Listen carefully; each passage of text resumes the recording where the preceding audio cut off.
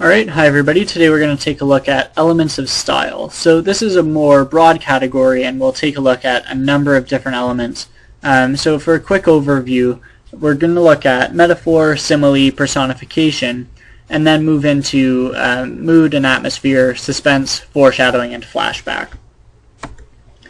So a metaphor I'm sure you're familiar with. It's a direct comparison between two things.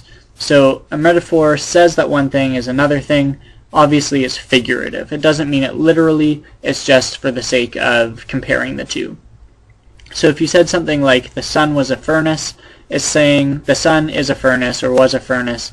Literally not true, but it's drawing a comparison between what the two are like, how they're experienced.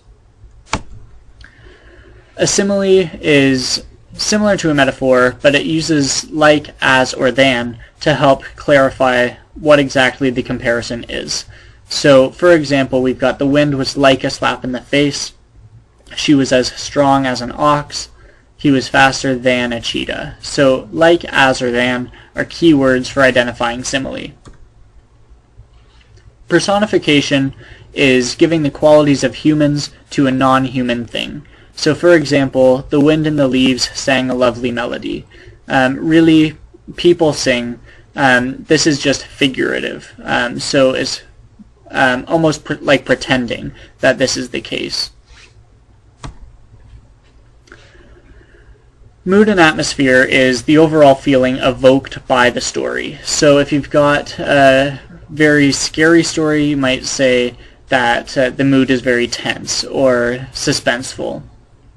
You could say that a story is depressing or joyous, or maybe it's relaxed. So it's the overall feeling evoked by the story on the reader. And it's an important distinction that it's not the moods of the characters, it's how the reader feels in reading the story.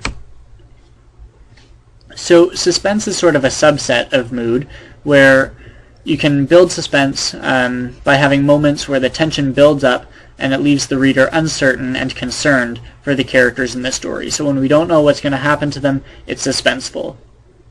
So this would be like something in a horror movie where somebody is creeping towards a door and we think the murderer is hiding back there, and so we don't know if they're going to get killed or if there's nothing really there. So that suspense builds up in that tense moment.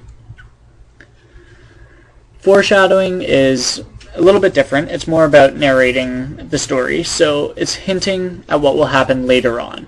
Sometimes you get some really direct clues of this. So for example, if there's a story that says, little did I know then, but my whole life was about to change, we know to expect something big. It's hinting, okay, here's something where we don't know it now, everything's going to change in a minute, and so it keeps the reader invested because you want to find out what happens.